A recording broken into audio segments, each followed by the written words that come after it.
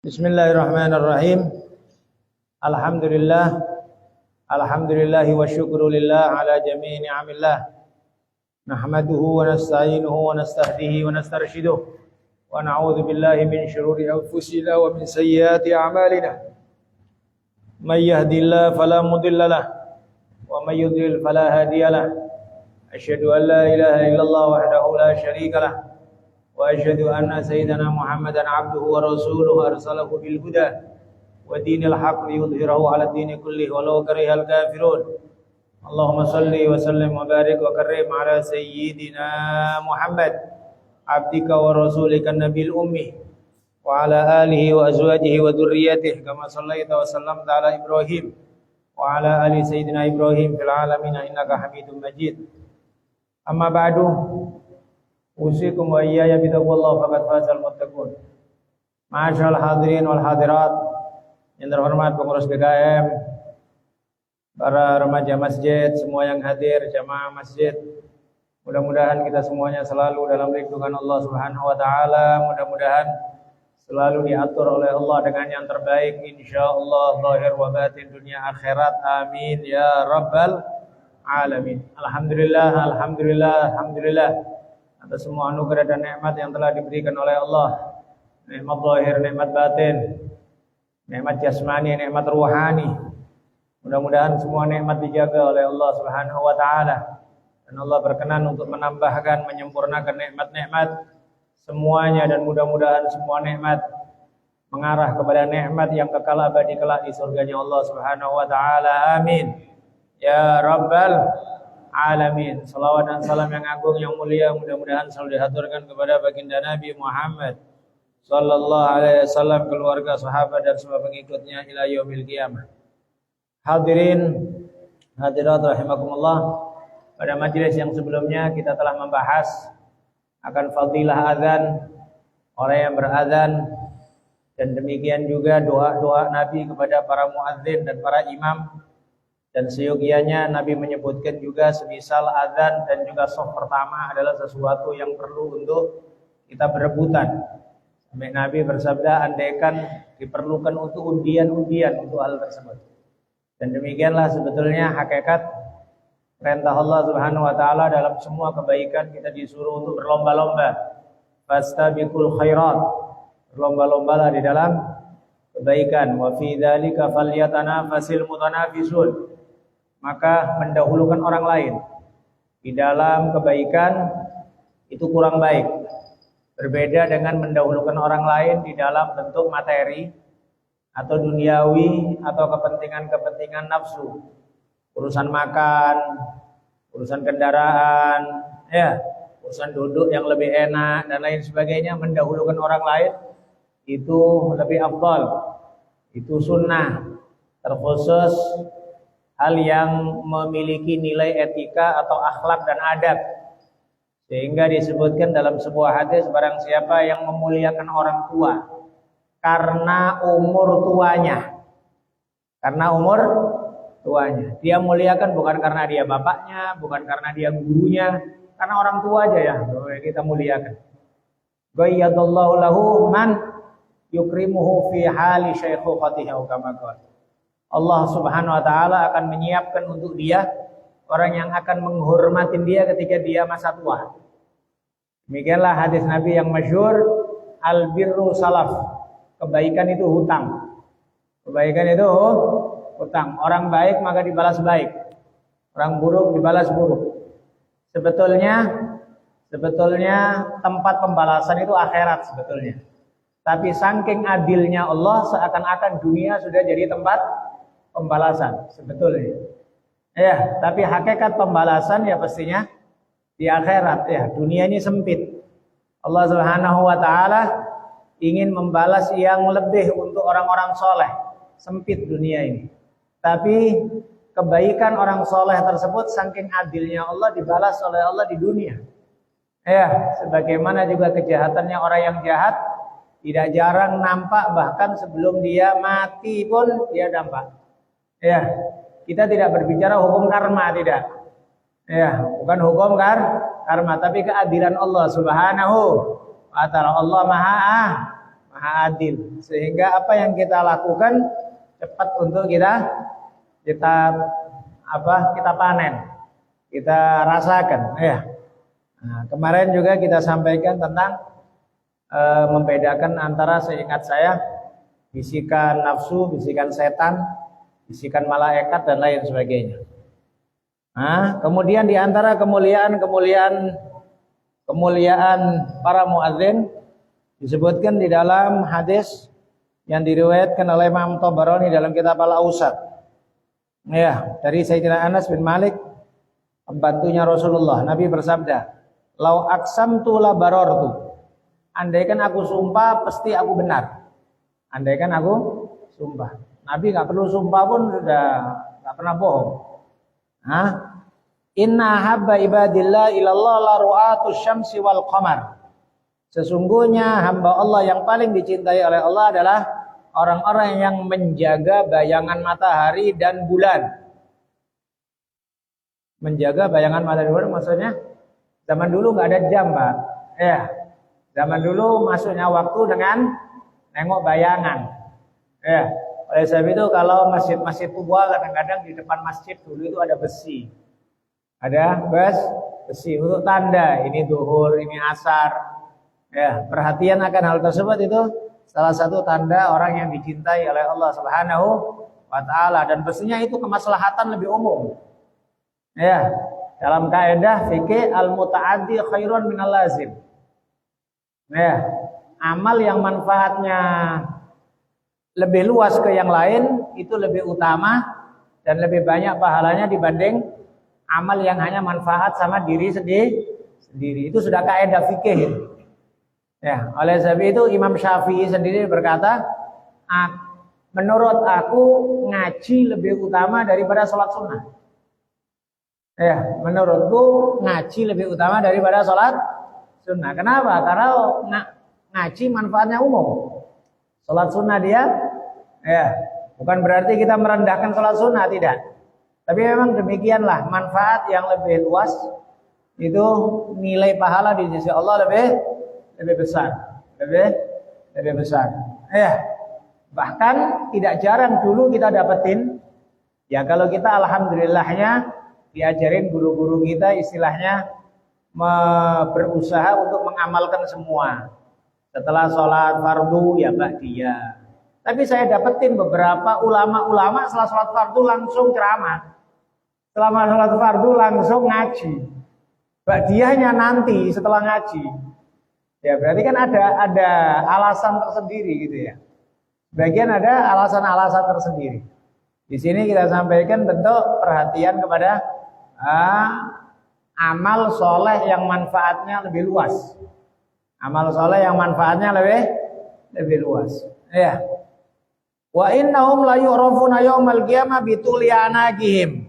Dan sesungguhnya para muadzin itu akan dikenal di hari kiamat, dikenal di hari kiamat dengan panjangnya leher mereka. Maksudnya panjangnya leher itu bukan berarti kayak entok gitu ya, atau kayak bebek gitu, enggak, Pak. Maksudnya itu panjangnya leher itu kiasan. Kiasan dia yang paling tinggi derajat di akhirat. Kiasan yang lain diartikan yang paling banyak nampak rahmatnya Allah Subhanahu wa taala karena pandangannya dia lebih tinggi sehingga lebih banyak rahmatnya Allah Subhanahu wa taala. Ya. Itu kiasan sebagaimana ada hadis Nabi, sesungguhnya iblis di hari kiamat mendongak-dongakkan kepala ketika Nabi memberikan syafaat. Dia mengharapkan syafaatnya Nabi. Jadi dia ngelihat itu dongak-dongakkan kepingin nampak. Nah, supaya dipahamin juga ya. Di antara juga memang saya tidak merendahkan kedahsyatan hari kiamat. Ya, tapi supaya difahamin juga nilai rahmat Allah Subhanahu wa taala di hari kiamat yang demikian besar.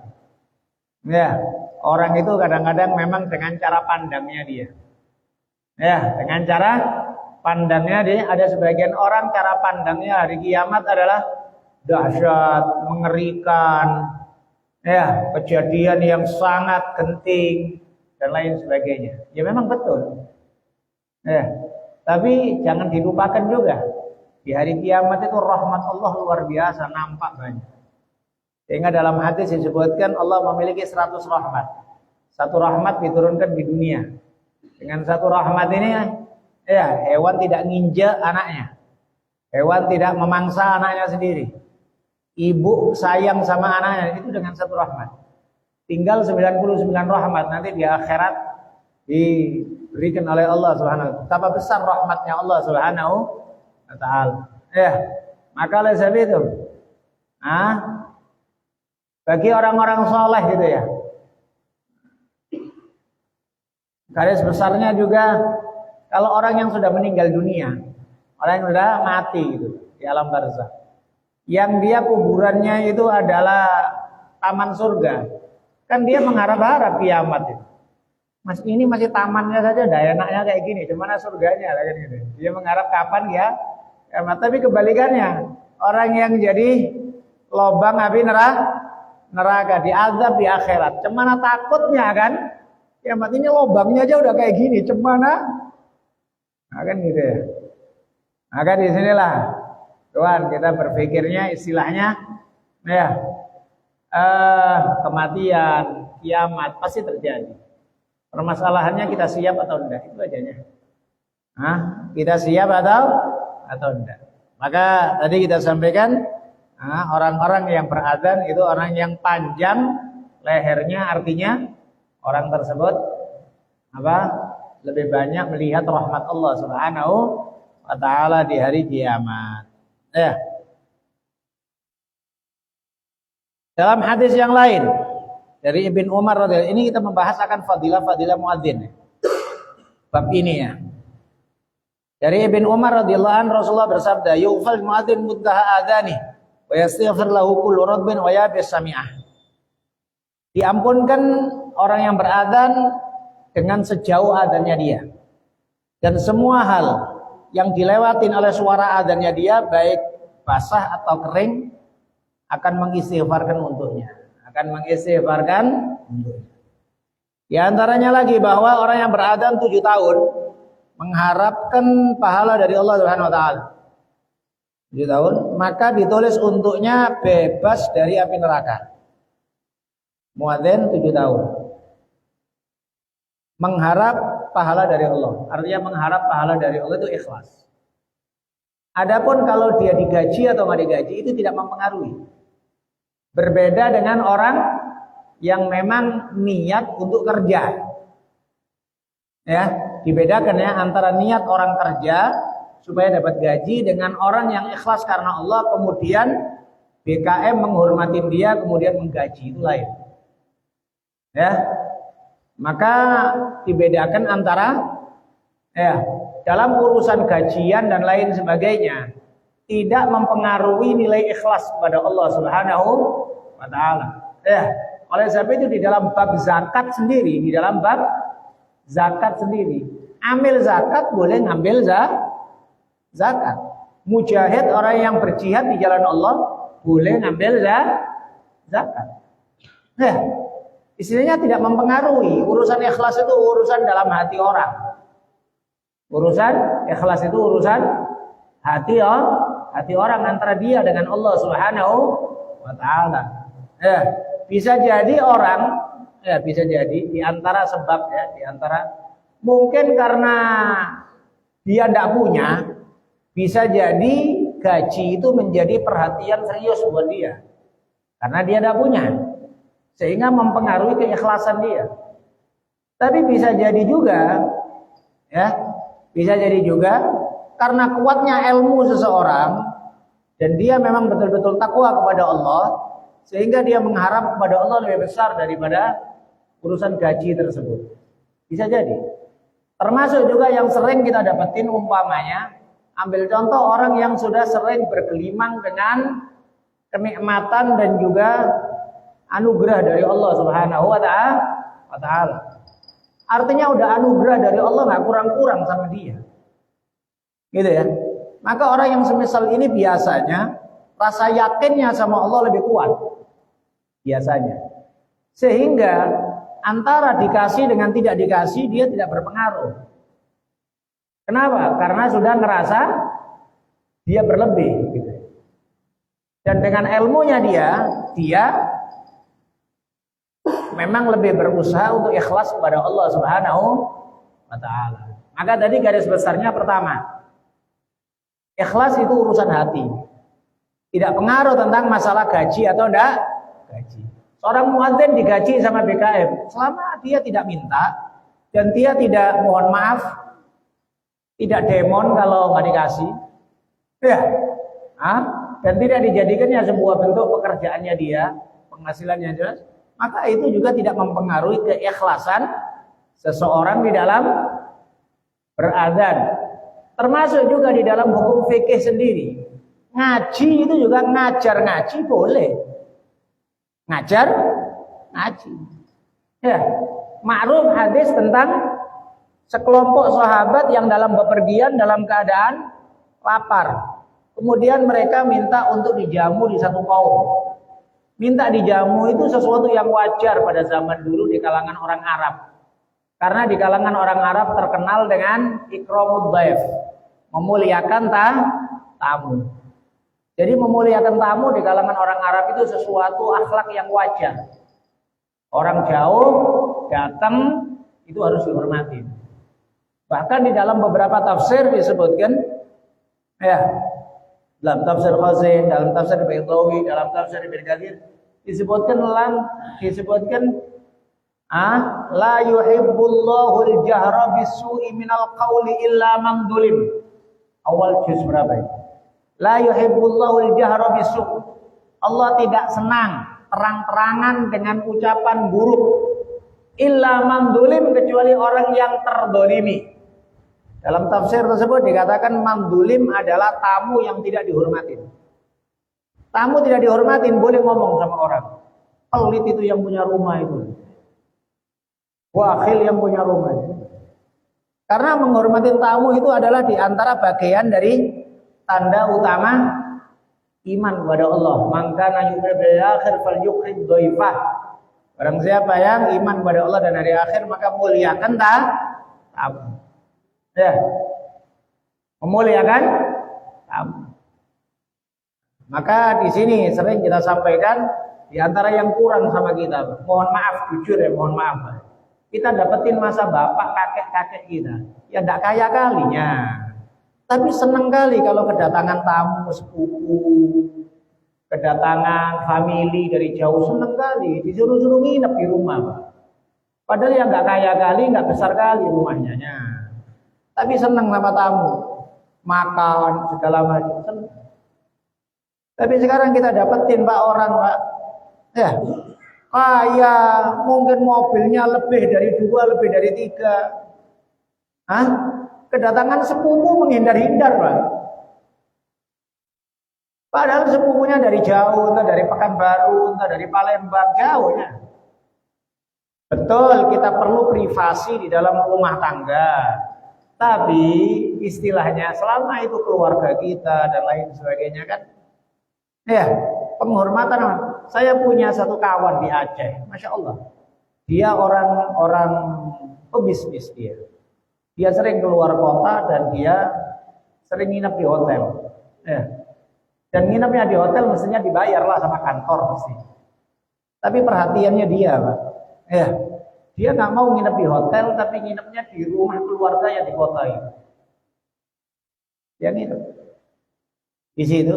Tapi uang untuk sewa hotel dikasihkan sama si yang punya rumah tersebut. Ya seneng kali lah yang punya rumah, ya kan. Uang hotel umpamanya 1 hari, satu malam yang murah-murah umpamanya 800 gitu ya. 2 hari lah pakai udah 1,5 juta kan gitu kan. Ya seneng lah familinya kan. Sekalian niat silaturahim. Maka ini tadi kita sampaikan bentuk dalam sebuah riwayat hadis, dalam riwayat pernah Sayyidina Ali bin Abi Thalib itu menangis sesungguhan di masjid. Sampai kawannya kasihan, ngerasa ada masalah besar atau apa, didatangin. Tuan, apa masalah kau sampai nangis semisal ini? Dia mengatakan, aku takut dihina sama Allah Subhanahu Wa Taala. Apa masalah? Kalau udah 3 hari aku nggak kedatangan tamu. Udah 3 hari nggak kedatangan tamu. Sayyidina Ali ngerasa 3 hari gak kedatangan tamu kayak ya Allah. Ya, maka orang bahkan dulu ya. Ada kita pernah dengar apakah ucapan di Ihya ataukah ucapannya Imam Junaid al-Baghdadi, lupa saya. Yang garis besarnya gini, likulli syai'in zakatun wa zakatud dar ghurfatud dhaif. Segala sesuatu itu ada zakatnya. Harta ada zakatnya 2,5%, ya kan? Tubuh ada zakatnya, zakat fitrah, zakat fitrah. Segala sesuatu itu ada zakat. Ilmu ada zakatnya, sampaikan supaya manfaat. Segala sesuatu ada zakatnya. Dan zakatnya rumah adalah kamar tamu. Niatkan rumah kita itu ada kamar tamunya, Pak. Ya ada tamu, gak ada tamu, pokoknya diniatkan lah kalau ada tamu nginep di sini. Itu jadi bikin rumah itu berkah. Dulu disebutkan oleh orang-orang tua dulu. Pertama kali kalau kita bangun rumah, niatkan 2 hal untuk yang terpenting dari rumah. 1, tempat sholat dan ngaji. Tempat sholat dan ngaji. Ya sholat fardu di masjid, Pak. Tapi biar rumah juga punya bagian dari sholat sunnah, sholat duha, sholat isyraq, ya sholat malam. Biar ada bagian, sehingga anak pun melihat, oh bapak sholat, oh bapak, kan gitu kan. Sehingga anak itu dengan melihat itu pendidikan tersendiri.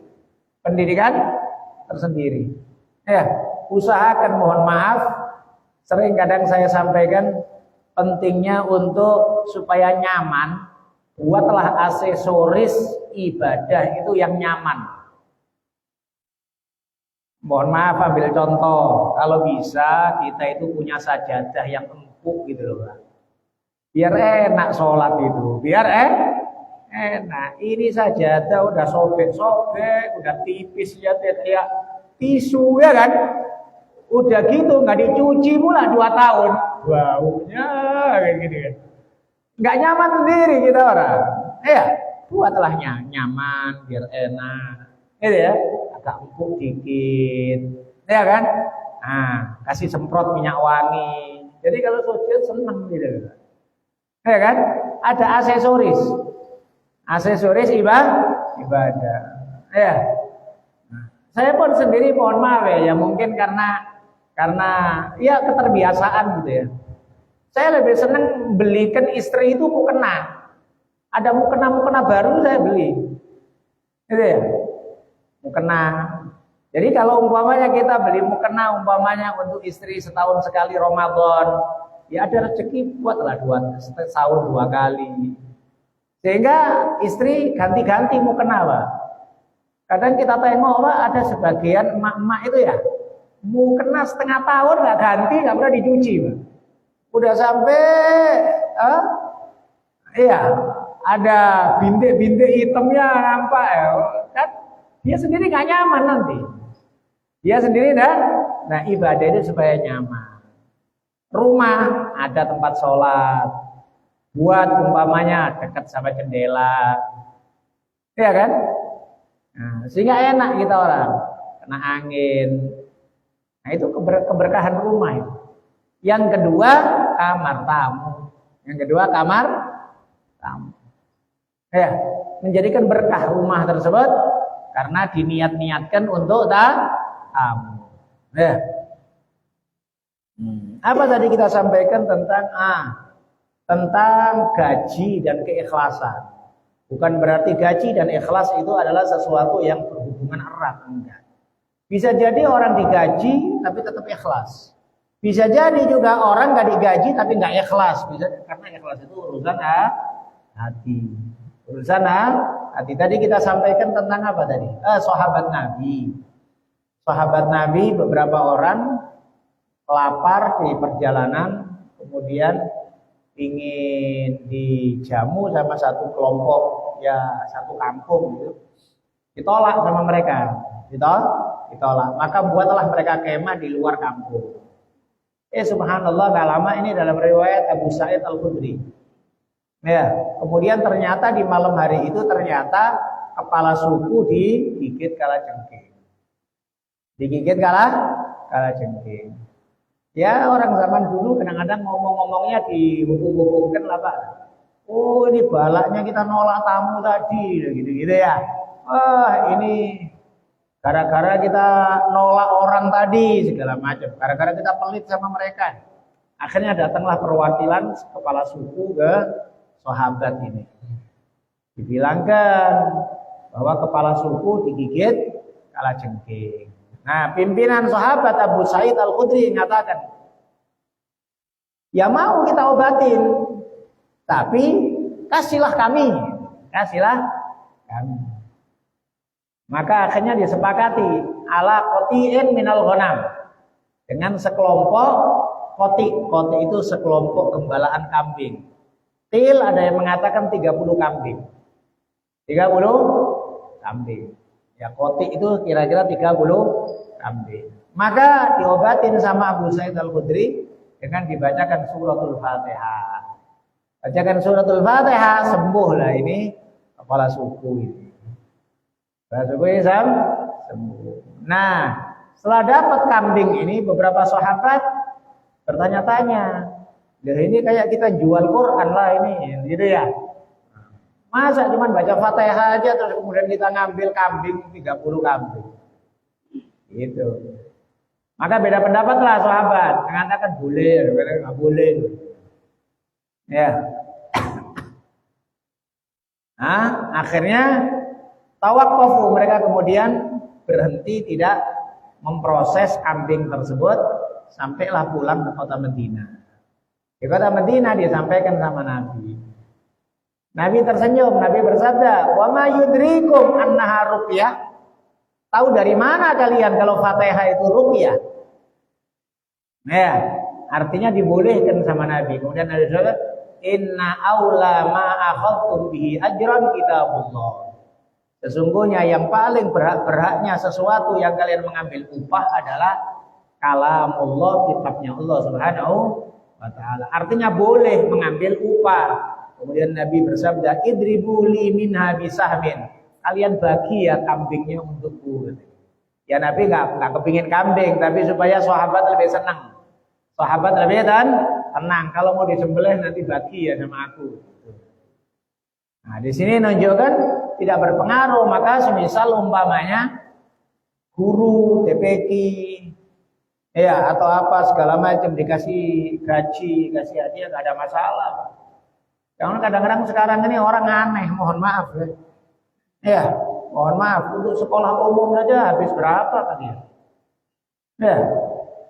Nah, untuk anak ngaji Quran, ya, nunggak pula 4 bulan, 5 bulan, ditagih sama TPQ ngomong pula, yang ikhlas napa ustadznya? Oh, wah ini nggak betul ini, jadi gitu ya. Anakmu dididik dengan baik, bisa ngaji Quran, bayar cuma 20.000 aja kok sampai nunggak 5 bulan, kan gitu. Hah? Kita anak les bahasa Inggris berapa? Kita anak les untuk kan macam-macam, kan mahal. Kenapa ketika urusan agama kok kemudian kita pelit pakai alasan ikhlas? Ya, maka di sinilah tadi kita sampaikan, bahkan kalau kita meneliti ya sejarah dulu masa kekhilafahan, ya masa kekhilafahan Daulah Abbasiyah, masa kekhilafahan khalifah-khalifah dulu, itu nggak terbayang Pak gimana khalifah menghormatin ulama, itu nggak terbayang. Ya, bahkan kita dengar informasi Imam Masjidil Haram itu tidak digaji tapi dikasih cek kosong.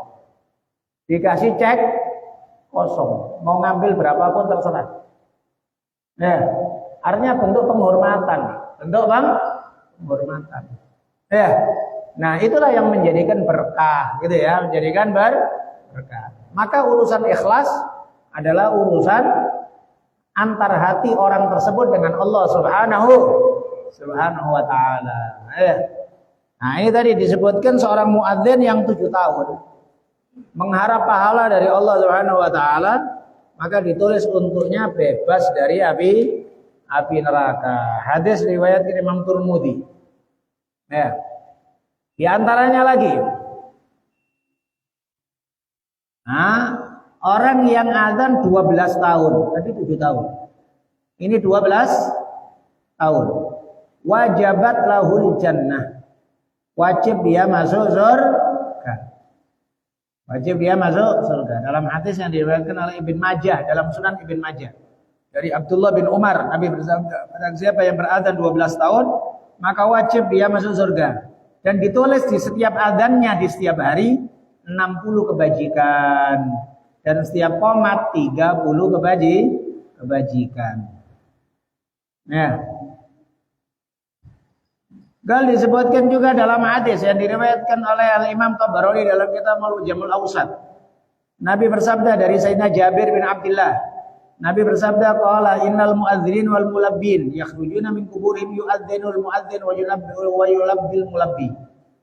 Orang yang azan dan orang yang wafat ketika ihram, dia keluar dari kuburnya dalam posisi dia berazan dan juga bertalbiyah. Dia yang biasa azan dia berazan, yang bertalbiyah dia, yang ihram dia bertalbiyah. Ya, disinilah disebutkan yamutul maru ala ma asya'aleh wa yub'atsu ala ma mata alaih. Biasanya seseorang itu mati dengan kebiasaan dia hidup. Biasanya. Ya, biasanya seseorang itu mati dalam kebiasaan dia hidup. Dan nanti di hari kiamat dibangkitkan oleh Allah juga dalam keadaan gimana dia mati. Matinya dia dalam ihram maka bertalbiyah dia. Ya. Disebutkan juga dalam Sayyid Abdullah bin Umar radhiyallahu an, sesungguhnya Rasulullah bersabda, hadis riwayat Imam Ahmad dan juga riwayat Imam Turmudi. 3 orang nanti di hari kiamat berada di Bukit Misik. Mereka dikagumin oleh awwalun wal akhirun, orang-orang dahulu dan orang yang akan datang. 1, abdun adda haqqallah wa haqqa mawali. Pertama, seseorang yang menunaikan haknya Allah dan hak-haknya para pekerjanya. Para pekerjanya ini budak-budaknya, pembantu-pembantunya tidak dizalimin. Ya, dia tunaikan haknya. 2, rajulun amma qauman wa hum bihi radun. Seseorang yang menjadi imam pada satu kaum dan mereka ridho, senang dengannya. Karena ada sebagian orang mungkin jadi imam, kaumnya enggak ridho. Tapi pastinya nggak ridhonya karena faktor agama ya, bukan karena nggak ridho karena faktor hawa nafsu. Ya, maka itu disebutkan juga ya di antara orang yang sholatnya tidak diangkat oleh Allah Subhanahu Wa Taala. Di antaranya istri yang suaminya nggak ridho. 2, seorang imam yang menjadi imam sedangkan makmumnya nggak ridho. Gak ridho itu maksudnya ya karena faktor agama. Semisal dia orang jahat, dia orang ahli maksiat. Kadang-kadang ada orang maksakan diri jadi imam, maksakan diri jadi imam, padahal masyarakat tahu kebusukan dia, gitu kan ya. Nah, maka orang yang kayak gini nggak diterima sholatnya ya. Berbeda kalau nggak senangnya karena faktor nggak senang nafsu. Kan ada sebagian orang itu nggak senang karena nggak ada alasan. Orang yang kayak gini hatinya busuk, nggak senang sama orang. Kenapa kok nggak senang sama dia? Enggak lah, pokoknya aku lupa kayak gitu, aku nggak suka. Cuma lupa ajanya. Ya, enggak, pokoknya aku nggak senang sama dia. Pokoknya hatiku nggak enak sama dia. Loh iya, apa alasannya? Kalau alasannya karena faktor agama, ya dia banyak dosa, dia banyak nipu orang. Dia ngambil duit masjid, umpama nih. Dia nipu masyarakat, mungkin Pak. Tapi kalau hanya sekedar, pokoknya aku nggak suka lah sama dia. Pokoknya ini yang hawa nafsu dia. Ya, nah, ini tadi. Kemudian yang ketiga adalah 2 orang yang berseteru, yang musuhan. Itu sholatnya tidak diangkat oleh Allah sejengkal dari atas kepala. Nah, ini tadi 3 orang yang dikagumin oleh orang-orang dahulu dan akan datang yang mereka berada di Bukit Misik. 1, orang yang menunaikan haknya Allah dan hak pembantu-pembantunya, pekerjanya. 2, seseorang yang menjadi imam satu kaum sedangkan mereka ridho, senang sama dia. Kemudian seseorang yang berazan di sholat 5 waktu setiap hari dan setiap malam. Itu riwayat hadisnya. Ya.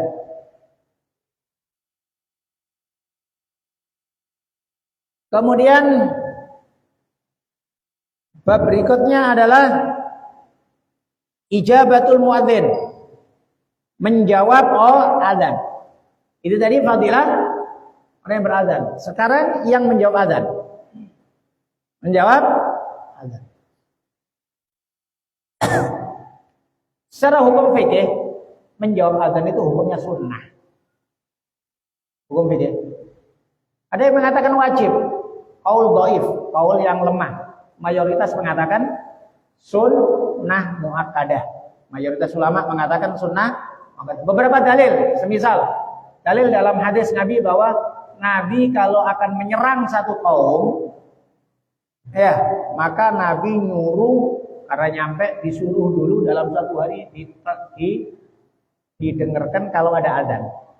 Kalau ada azan, maka Nabi nggak menyerang. Ya. Dan disebutkan pernah dengar azan, Allahu Akbar, kemudian Nabi bersabda, amanlah mereka. Kemudian asyhadu an la ilaha illallah wajabat lahumul jannah, wajib mereka dapat surga. Nah, berarti kan Nabi ngomong ketika ada azan. Itu pendapat sebagian mayoritas ulama yang mengatakan menjawab azan itu hukumnya sunnah. Karena Nabi pernah dengarkan azan berbicara tidak dengan menjawab, tapi memberikan penjelasan kepada para sahabat sudah aman, wajib mereka masuk surga dan semisalnya.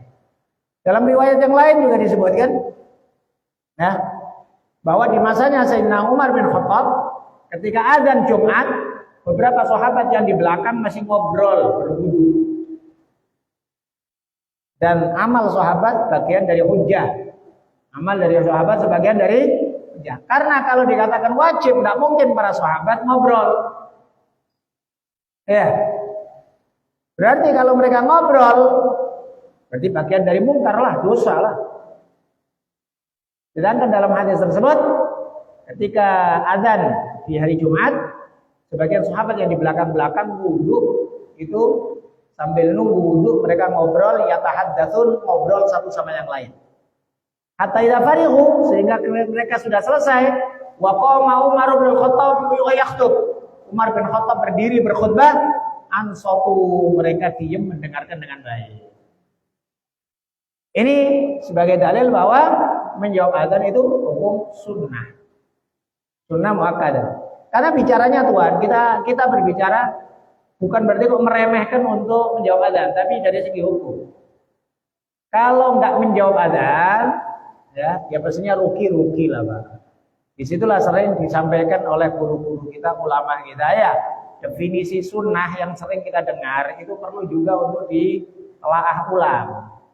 Kan definisi sunnah itu kan gini, kalau dilakukan dapat pahala, kalau tidak dilakukan nggak dapat apa-apa. Kalau nggak dilakukan nggak dosa. Ya betul, nggak apa-apa, nggak dosa, tapi ruginya ini loh, Pak. Ruginya luar biasa ya. Maka kerugian besar bagi orang yang mengabaikan sunnah. Dan tidak jarang sebuah sunnah yang tidak berpengaruh kepada dosa, tapi berpengaruh kepada kondisi hati dan masyarakat. Ya, tidak berpengaruh kepada dosa. Semisal umpamanya hadis Nabi, la tusawwunna sufufakum. Haruslah kalian meluruskan shaf. Aw la yukhalifannallahu baina qulubikum. Atau Allah akan bikin cerai-berai hati kalian. Shaf lurus, enggak ada ulama bilang wajib, Pak. Semuanya mengatakan sunnah. Ya kan? Apakah kalau shafnya enggak lurus, salatnya enggak sah? Sah. Ya kan? Tapi orang yang enggak perhatian kepada lurusnya shaf mempengaruhi kepada hati yang kita tidak saling cocok-cocokan. Kita akhirnya benci-bencian. Gara-gara sebab kita sholat enggak lurus. Maka ini tadi kita sampaikan, sunnah tidak berpengaruh kepada dosa, tapi bisa menjadikan penyebab sesuatu yang parah di dalam hati kita dan juga masyarakat kita. Dan disebutkan oleh Syekh Nawawi Banten. Ini diantara hal yang penting untuk disampaikan ke masyarakat. Mengamalkan dan tidak mengamalkan sunnah itu memang tidak berhubungan dengan dosa. Tidak mengamalkan sunnah tidak ada hubungan dengan dosa. Tapi meremehkan sunnah haram hukumnya. Meremehkan sunnah haram. Jadi Pak, kalau kita nggak melakukan sunnah, jangan karena faktor meremehkan. Ya memang mungkin belum bisa. Jangan ngeremehkan Pak. Dan ini mohon maaf penyakitnya masyarakat. Tidak bisa mengamalkan, meremehkan. Itu penyakit. Ambil contoh ringan, mohon maaf. Saya nggak bisa puasa Senin Kamis, seharusnya saya dukung yang puasa Senin Kamis. Saya nggak bisa tahajud, mestinya harusnya saya senang sama orang tahajud, kan gitu. Tapi yang kadang terjadi, udah nggak tahajud, dia pula yang jelek-jelekin orang yang tahajud. Sok kali dia jam 4 bangun. Allah, nampak-nampakin dia yang pertama kali masuk masjid. Loh kenapa lah Pak pakai ngomong kayak gitu itu? Hah? Nggak bisa puasa Senin Kamis. Seneng lah sama orang puasa Senin Kamis. Di masjid disediain buka puasa ala kadarnya umpama. Nggak bisa puasa kita ngirim teh hangat kita kan gitu kan. Ini enggak. Allah puasa nggak wajib aja pun nampak-nampakin. Apalah kita semua kebaikan dikritik, Pak. Ya, semua kebaikan dikritik. Maka istilahnya tadi kita sampaikan, urusan tidak ada hubungan dengan dosa itu dalam urusan amal dan tidak beramal. Tapi meremehkan sunnah itu hukumnya haram. Sunnahnya siapa kok diremehkan? Ya. Sunnahnya Nabi, nggak bisa beramal ngaku. Nah ini tadi kita masalah jawab adzan. Dan jawab adzan itu fadilahnya besar, sangat besar fadilahnya. Disebutkan di dalam riwayat Sayyidina Umar bin Khattab bahwa para wanita bertanya kepada Rasulullah akan apakah kami juga menjawab adzan wahai Rasulullah? Karena wanita kan nggak boleh adzan.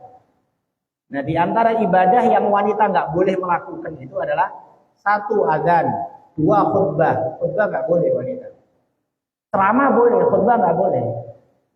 Maka kadang-kadang sekarang di akhir zaman, ya inovasi ya kalau boleh kita katakan. Inovasi orang-orang kota. Kadang-kadang cewek-cewek buat sholat id sendiri.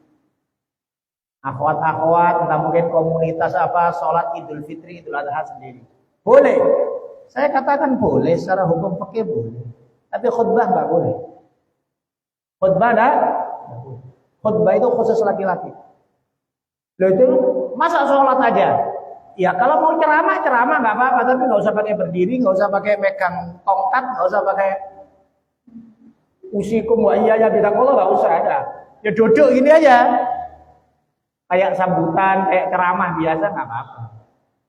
Tapi kalau dalam bentuk khutbah haram. Ya, sama juga demikian. Adzan tidak diperbolehkan perempuan adzan. Adzan itu hanya khusus laki-laki. Perempuan tanya sama Rasulullah apakah kami menjawab adzan. Nabi bersabda, "Na'am, walakunna bikulli harfin minha." Dan bagi kalian setiap huruf jawab adzan alfu hasanah, 1000 kebajikan. Jadi Allahu Akbar, Allahu Akbar. Jawab nih perempuan nih. Allahu Akbar, Allahu Akbar. Berapa huruf itu?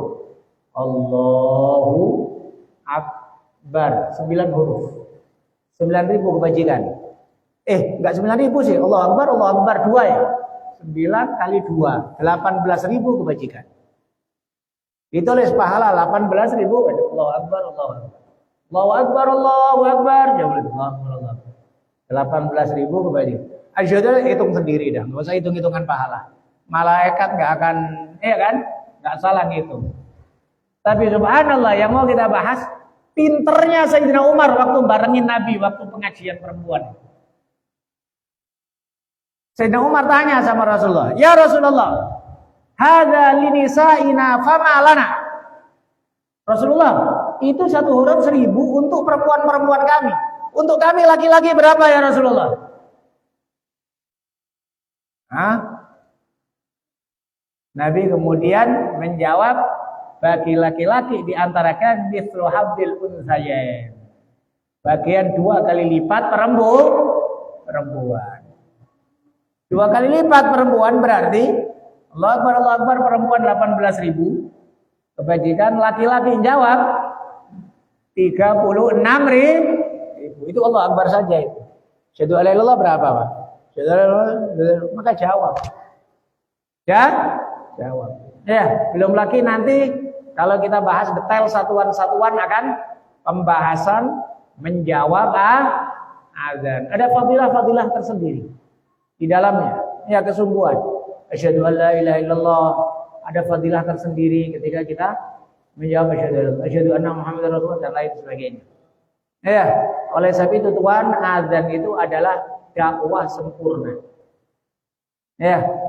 Allahumma rabba hadhihi da'watin tamah. Dakwah yang paling sempurna itu azan. Dakwah balik dengan berbagai macam rahasia-rahasia azan. Ya, dengan azan setan lari terbirit-birit. Ya, kenapa kok setan lari terbirit-birit? Kalau hanya sekedar zikir saja ya, semua zikir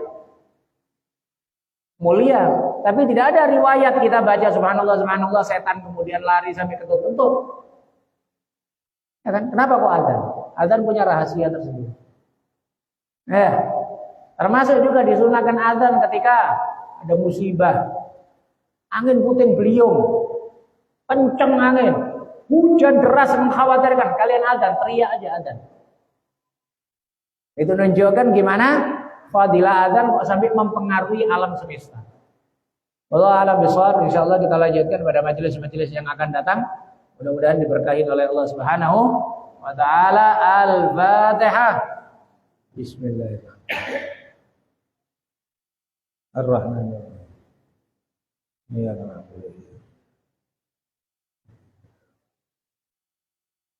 Bismillahirrahmanirrahim. Alhamdulillahil alamin. Allahumma shalli wa sallim ala sayyidina Muhammad wa alihi washabihi ajma'in. Rabbana taqabbal minna innaka antas samiul alim wa tub alaina innaka antat tawwabur rahim. Allahumma inna nas'aluka al-'afwa wal 'afiyah wal mu'afata daimah fid dini wa dunyal akhirah. Allahumma zidna ilman nafi'a wa 'amalan shalihan mutaqabbala wa rizqan wasi'an halalan thayyiban mubarakah. Rabbana atina fid dunya hasanah wa fil akhirati hasanah wa qina adzabannar. Wa sallallahu alaihi wasallam ala sayyidina Muhammad wa alihi wasallam. Alhamdulillahi rabbil alamin. Walafu minkum.